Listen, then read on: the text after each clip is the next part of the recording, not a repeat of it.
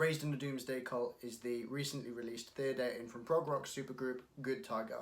If you don't know them already, this band consists of Elliot Coleman, vocalist of Sky Eats Airplane, briefly in Tesseract, probably more known for his beef with Jake from Periphery on Twitter. Des Nagel and Joe Ardiles, don't know where they came from, but they're only really known for being on a quiz show in the UK called Eggheads.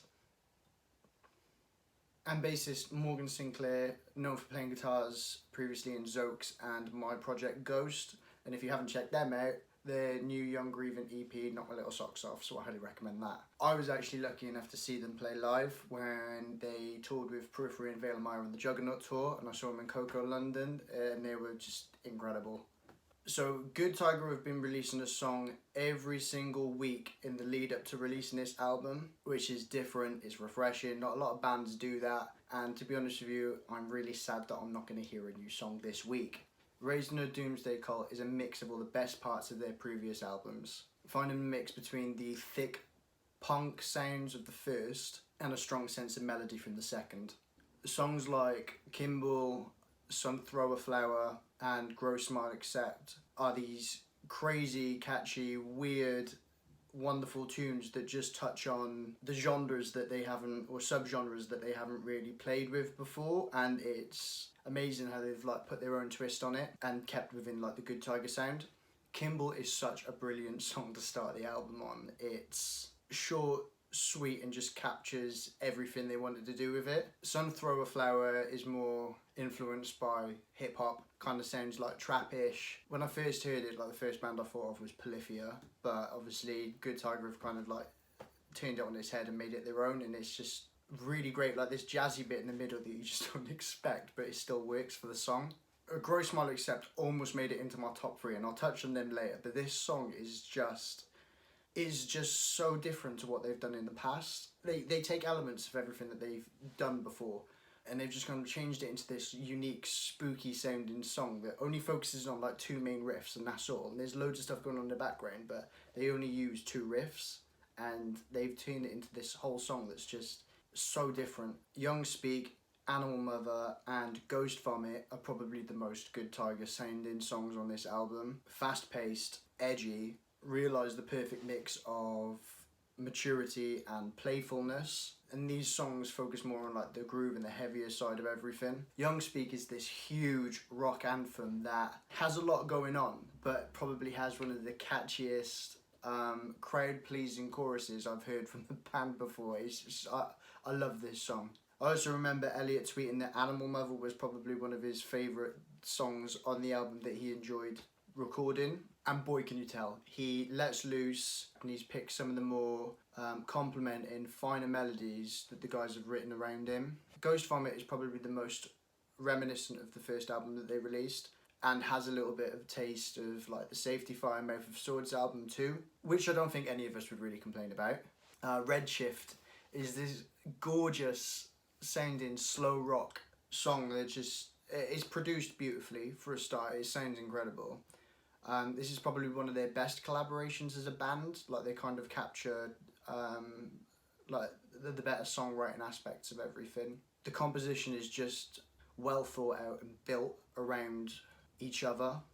Gogo Yubari has these crazy guitar harmonies that Des and Joe are known for, where like you've got 2 different songs going on within a song, like 2 different completely riffs, and they're not necessarily harmonies, but they're just really good at that, and they've always have been. Now, as much as I love every song on the album, so I'm probably a little bit biased because I'm a really big fan of Good Tiger, there were 3 that stood out to me straight away and have basically been living rent-free in my head for the last month.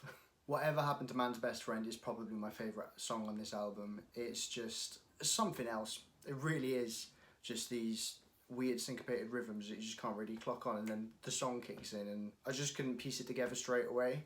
The chords throughout this track just don't allow you to accept that it's in one key. Like Des and Joe are exceptionally good at just throwing these like notes that don't fit, that kind of like add this tang to the riffs that they write, and it just works really well as well. This song builds up until it gets to the chorus, and then the chorus brings it back down again with this downward spiral, like everything's falling, and there's like a tension needs to be released, and then that leads perfectly into the outro. By far My favourite section of this entire album is this outro.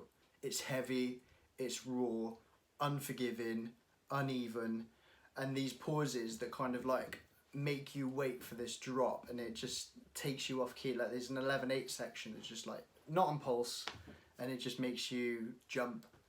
Like the pulse of the guitars and the drums are just unrelenting, and they sound huge. Like it kind of leaves you breathless. If ever I wanted to see a song live on this album, it would be this song for this outro. 12:52 is a slow, powerful, emotional roller coaster of a piece that just really distinguishes Elliot's vocals from the previous two albums. Soft-spoken, mid-range, mature.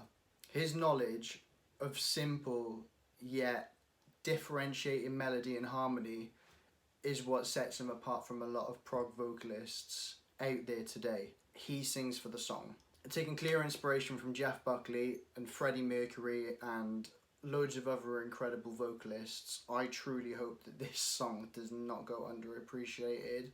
It's one of my favourites on the album, and I could listen to it over and over again without getting tired of it. As I said earlier, Grow, Smile, Accept almost made it into my top 3. It's number 10 on the album, and then of course they released the last song, If You Weren't My Son, I'd Hug You. This song is amazing. Yes, Des sings. If you haven't listened to his solo act, Former Wrestlers, I highly recommend you go and check it out. But his and Elliot's vocals just sit so well together. This song has everything. Chilled out verses, emotional catchy choruses, really, really tense build up, and then this insane non-stop everything. I wasn't expecting this, but it was the most perfect end to an album that I wasn't expecting to take one of the top spots for contenders of album of the year in my eyes. In my honest opinion, Good Tiger have gone from strength to strength, and each release has improved on the last one. I really feel like in this album they found their groove, in which I feel that they're all writing for the song, with each member adding something that empowers the other. Des, Joe and Morgan really take a step back to let Elliot's vocals shine through, and Elliot returns the favour back to them. There are some moments in this song where they let each other breathe. This just has some incredible moments that they're memorable. Not forgetting about JP Bouvet, who's added so much to this release. I was sad when Rudy left, because that guy is just an incredible drummer, but JP really came on board and created some really incredible, memorable moments on the drums.